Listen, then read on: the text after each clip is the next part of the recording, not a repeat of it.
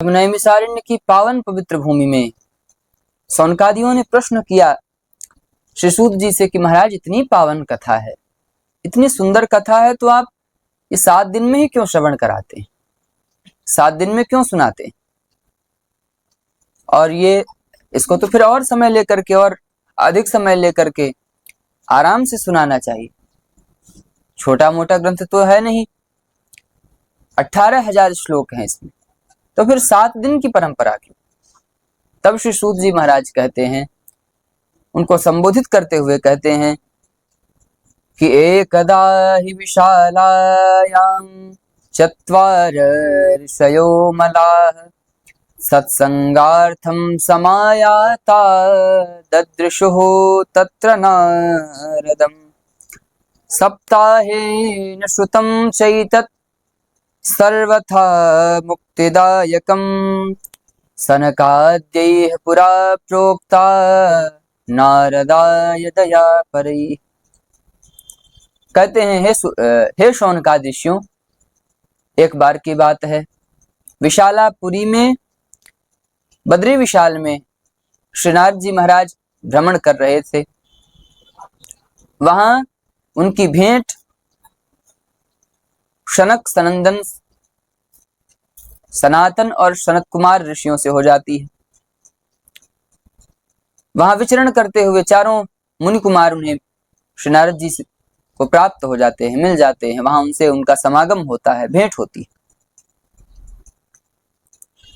और सर्वप्रथम ये कथा जो है श्री नारद जी को शौनकादि ऋषियों ने श्री नारद जी को सनकादि महात्माओं ने श्रवण कराई।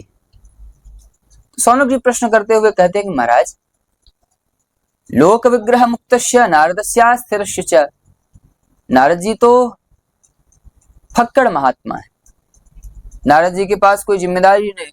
एक प्रकार से कहा जाए तो नारद जी ने जिम्मेदारी के तौर पे जो हम जैसे संसारी लोग घर बार बना लेते हैं, फैक्ट्री बना लेते हैं, मकान बना लेते हैं, दुकान बना लेते हैं, और बनाने के बाद फिर उसमें अनुरक्त हो जाते हैं।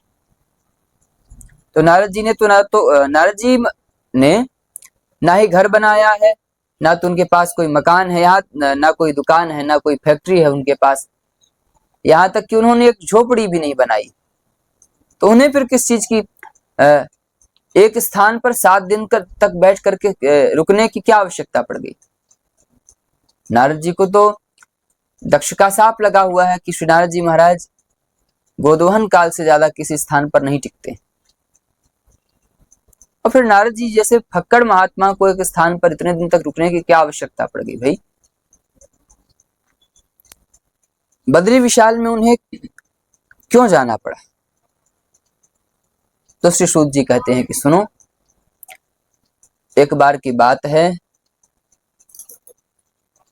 श्री बद्री विशाल में नारद जी महाराज विचरण कर रहे थे। वहां जब सनकादियों से भेंट होती है उनकी, तो इसको विशालापुरी को, बद्रीनाथ धाम को विशालापुरी क्यों कहा जाता है? विशाल, इसका एक नाम है विशालापुरी। तो विशालापुरी इसको क्यों कहा जाता है? एक बार की बात है, एक विशाल नाम के राजा थे, और विशाल नाम के राजा बद्री विशाल में जाकर के भगवान की बड़ी घोर तपस्या करते हैं। वहां तपस्या करना प्रारंभ करते हैं, और तपस्या करने पर तपस्या से प्रसन्न होकर के भगवान ने जब उन्हें दर्शन दिया, भगवान दर्शन देते हैं, भगवान कहते हैं कि वरम ब्रूयात, महाराज वर मांगिए, हम आपसे प्रसन्न हैं, आपकी तपश्चर्या से हम प्रसन्न हैं। तो राजा हाथ जोड़ करके कहते हैं, सरकार बड़ी समस्या है, हमारा जो राज्य है शत्रुओं के द्वारा हमसे छीन लिया गया है, कृपा करके हमें वह राज्य प्रदान कर दीजिए। भगवान मुस्कुराने लगे, भगवान हंसे, भगवान ने कहा कि बताओ, तपस्या भी कर रहे हैं, और तपस्या करी भी, इतनी विशाल तपस्या करी, किस लिए करी? राज्य के लिए। भाई युद्ध में हारे थे, युद्ध में पराजित हुए थे, तो वहां से भग करके विशालापुरी आए थे, और वहां जाकर के भगवान की तपस्या करी। कि खोया हुआ राज्य प्राप्त हो जाए। भगवान ने कहा कि राजन, तुमने बड़ी विशाल तपस्या की, जिस प्रकार से तुम्हारा नाम है विशाल, उसी प्रकार से तुमने तपस्या भी करी है विशाल, इसलिए ये छोटा सा वरदान तुमने मांगा है। और बदले में मांग क्या रहे हो कि छीना हुआ राज्य, ये तो हम तुम्हें बिना मांगे दे देते, हमारी इच्छा है कि आप कुछ और मांगो। राजा ने हाथ जोड़ करके कहा कि भगवान, मुझे इतना ही प्राप्त हो जाए मेरे लिए बहुत है। फिर भी भगवान ने कहा कि नहीं, देखो, हमारी प्रसन्नता के लिए कुछ मांगो। राजा ने कुछ नहीं मांगा तो भगवान ने कहा कि तुम्हें तुम्हारा राज्य तो पुनः प्राप्त हो ही जाएगा, परंतु राज्य के साथ साथ हमारी जो यह हमारा जो यह बद्रीनाथ धाम है, इसका नाम आज से तुम्हारे नाम पर विशालापुरी कहलाएगा। विशाल राजा के नाम से तभी भगवान के बद्रीनाथ धाम को विशालापुरी कहा जाने लगा। और भगवान ने कहा कि ठीक है, तुम्हें तुम्हारा राज्य प्राप्त हो जाएगा, और आज से हम तुम्हारे नाम से अपनी पुरी को, अपने धाम को विभूषित करते हैं। लोग आज से इसको विशालापुरी कह करके पुकारा करेंगे, सब पुकारें। तो बद्रीनाथ धाम का एक दूसरा नाम विशालापुरी पड़ गया। और उसी विशालापुरी में सनकादि महात्मा भ्रमण कर रहे थे, तो उनकी भेंट श्री नारद जी महाराज से होती है। नारद जी को देख करके आश्चर्यचकित हो गए। नारद जी को आज नए स्वरूप में देखा। नारद जी का मुख थोड़ा मलिन दिखाई पड़ रहा था, तो आश्चर्यचकित होकर के पूछा कि कथम ब्रह्मन दीन मुखा। अरे नारद जी, आपका जो मुख कमल है इस प्रकार से लटका हुआ क्यों? आपका मुख क्यों मलिन है? भाई, आप जैसे संत लोक विग्रह मुक्तस्य नारदस्यास्त्यर्षस्य, आप जैसे संत को जिसने एक प्रपंच के नाम पर एक कुटिया तक नहीं बनाई, आपको कैसे, कौन सी समस्या आन पड़ी भाई? ऐसा कौन सा संकट आ पड़ा जो आपका मुख से तेज कम हो चुका है, मुख का तेज घट गया है, आप बड़े परेशान में दिखाई दे रहे। आप इस प्रकार से आपका चेहरा इस प्रकार से लग रहा है जैसे किसी 1500 के नोट जो है एक क्षण में बदल करके कागज के टुकड़ों में परिवर्तित हो गए। तो उस व्यापारी का जैसा हाल होता है, वही हाल आज श्री नारद जी महाराज का है। अरे भाई, आप महात्मा हैं, महात्मा होकर के फिकर कैसी? अरे फिकर सबको खा गई, फिकर सबकी पीर, और फिकर की जो फाकी करे वह को नाम फकीर। फकीर होकर के चिंता कैसी? जिसने प्रभु के चरणों में अपने जीवन को समर्पित कर दिया है, भगवान के चरणों में स्वयं को समर्पित कर दिया, उस महापुरुष को कभी भी किसी भी प्रकार से चिंता नहीं करना चाहिए। उसे तो सिर्फ क्या करना चाहिए? फिर भगवान के चरणों का चिंतन करना चाहिए। हरि के चरण मंगल करण। और जो भगवान श्री हरि के चरणों का चिंतन करता है, भगवान के चरणों का चिंतन करेगा, तो उसे चिंता किस प्रकार की? और जिस जीवात्मा ने अपने जीवन की डोर भगवान के चरणों में समर्पित कर दी, मेरी डोरी तेरे हाथ, तो फिर उसको चिंता करने की और फिर मुख मलिन करने की, और चिंता तो फिर उसके भगवान करते हैं। भगवान चिंता करे, उसे केवल भगवान के चरणों का चिंतन करना चाहिए। और फिर भी महाराज तवेदम मुक्त संगस्य, आपने कोई मठ बनाया नहीं, आश्रम बनाया नहीं। मठ होता, आश्रम होती तो भाई उस प्रकार से उसकी व्यवस्था करनी पड़ती है, देख रेख करना पड़ता है, उचित प्रबंध करना पड़ता है, ठाकुर जी की सेवा शुश्रूषा का ध्यान रखना पड़ता है। परंतु आप तो इन सब से मुक्त हो। फिर गतवित्तो यथा जना, जैसे किसी व्यापारी का धन चला गया हो, उस प्रकार से आपका मुख कमल उदास दिख रहा है। देखिए, जो धन है, जो धन लूट लिया जाए, उस धन को महात्मा धन नहीं मानते, उस धन को महात्मा धन समझते ही नहीं, अपने पास नहीं रखते ज्यादा। और महात्माओं के पास जो संपत्ति होती है उसको दुनिया में कोई लूटने वाला नहीं, उसको कोई नहीं लूट सकता। इसलिए कबीरदास जी कहते हैं कि निर्धन सब संसार है, धनवंता नहीं कोई, धनवंता सोई जानिए, जाके राम नाम धन होय। संतों की महाराज राम नाम ही, भगवान नाम ही, कृष्ण नाम ही, राधा नाम ही संतों की वास्तविक पूंजी। और यहाँ संत होकर के चिंता की, संतों की जो चिंता है वो समाज के लिए चिंतामणि का कार्य करती है, क्योंकि संत की चिंता जो है स्वार्थ के लिए नहीं होती, संत की जो चिंता है वो अपने लिए नहीं होती, संत की चिंता समाज के लिए होती। नारद जी की जो चिंता है वह समाज के लिए। एक विश्वामित्र जी की चिंता ने, विश्वामित्र जी ने जब चिंता करी थी तो सबका कल्याण कर दिया। सबका किसका किसका किया? अयोध्या वासियों का किया, जनकपुर वासियों का किया। जब दशरथ जी से श्री राम जी और लक्ष्मण जी को मांगने के लिए विश्वामित्र जी आए तो ले जाकर के अपना यज्ञ संपन्न कराए। यज्ञ संपन्न कराने के बाद मिथिला में ले जाकर के भगवान का विवाह करवाया।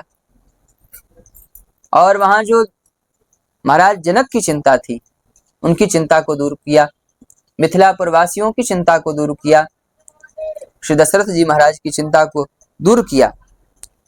इसलिए एक विश्वामित्र जी की चिंता ने चिंतामणि का कार्य किया। महाराज संतों की जो चिंता होती वो व्यक्तिगत नहीं होती, समाज को लेकर के होती।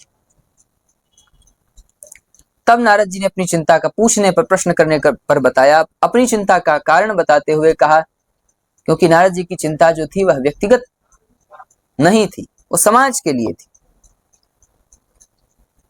नारद जी ने कहा कि महाराज हम भी आपकी तरह सत्संगी हैं, और सत्संग का जो आनंद है वह भारत भूमि के अलावा कहीं नहीं मिलता है।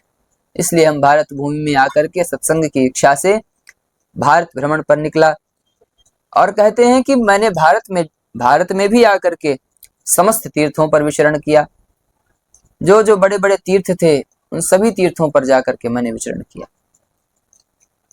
कौन कौन से तीर्थों का नाम लेकर के गिनाने लगे।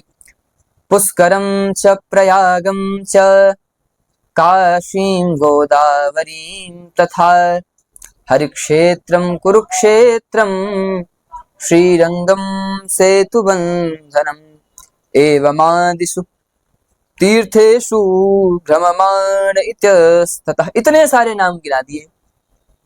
कहा कि रामेश्वरम गए, श्रीरंगम गए, सेतुबंध अर्थात रामेश्वरम,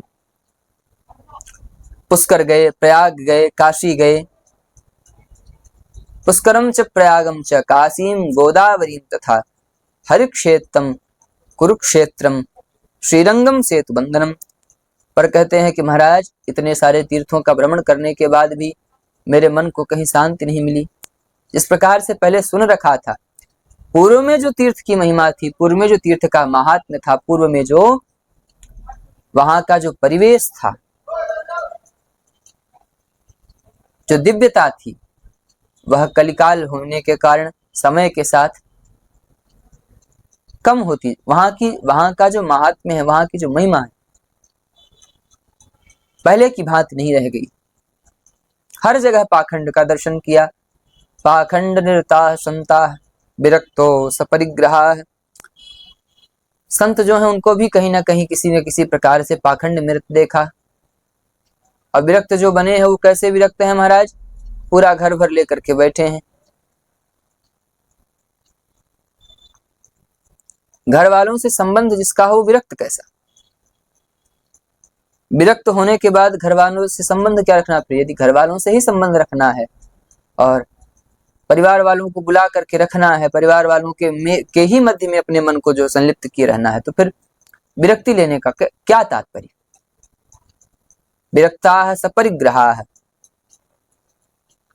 नारद जी कहते हैं कि सब देख करके मेरा मन जो है बड़ा अशांत हो गया। और भी कहते हैं कि साधु महात्माओं के यहाँ तो चक्कर काट लिया, सोचा कि चलो चल करके गृहस्थ के यहाँ ही देख लेते हैं। परंतु जब गृहस्थों के यहाँ गए तो गृहस्थों के यहाँ भी जाकर के क्या देखते हैं, कहते हैं कि तरुणी प्रभुता गेहे श्यालको बुद्धिदायक। घर में महाराज बड़े बुजुर्गों का चलावा नहीं है। चलावा बालक भी माता पिता को तभी तक मानता है जब तक विवाह नहीं हुआ। विवाह हो गया, जहां देवी जी का चलावा घर में हुआ, आते ही और माता पिता की भी सेवा तभी तक होती है जब तक घर का सारा जो कार्यभार है, घर का मालिकाना हक है, घर की चाबी तिजोरी की जब तक नहीं प्राप्त हो जाती तभी तक माता पिता की बढ़िया सेवा होती है, खूब पांव दबाए जाते। और जैसे सब अधिकार अपने हाथ में आ गया, फिर माता पिता की खटिया खेत में लगने लग जाती है। देवी जी फिर धीरे धीरे कान में आकर के मंत्र फूंकना शुरू कर देती कि देखिए महाराज, हमने आपके लिए अपना घर छोड़ दिया, घर बार छोड़ा, परिवार छोड़ा, भाई बंधु को छोड़ा, तो क्या आप हमारे लिए अपने माता पिता को नहीं छोड़ सकते हैं? तो धीरे धीरे वो विज्ञान प्राप्त होने लगता है, शिक्षा और उपदेश प्राप्त होने लगता है विवाह के बाद। और फिर कहीं घर में यदि कोई विशेष कार्य हो, घर में कुछ कार्यक्रम हो, तो घर के बड़े बुजुर्गों से पूछा जाए चाहे न पूछा जाए, साले साहब को ससुराल से बुला करके जरूर उनसे परामर्श लिया जाता है, उनसे सलाह ली जाती। इस प्रकार से गृहस्थों के यहाँ भी जब हाल देखा तो नारद जी महाराज कान पकड़ लेते, कहा कि भैया अब यहाँ भी रुकने लायक नहीं। तो फिर उन्होंने विचार किया कि अब कहाँ जाया जाए। तो वृंदावन के तट पर, वृंदावन के पावन यमुना जी का जो पावन पुलिन है, वृंदावन के पास, वृंदावन में यमुना जी के पावन तट पे यत्र लीला हरे रघुत, वहां पहुंचते हैं। वृंदावन में जाते हैं कि चलो कहीं कोई आश्रय नहीं है, भगवान के धाम में चलते हैं। भगवान के धाम में चल करके वहीं बैठेंगे।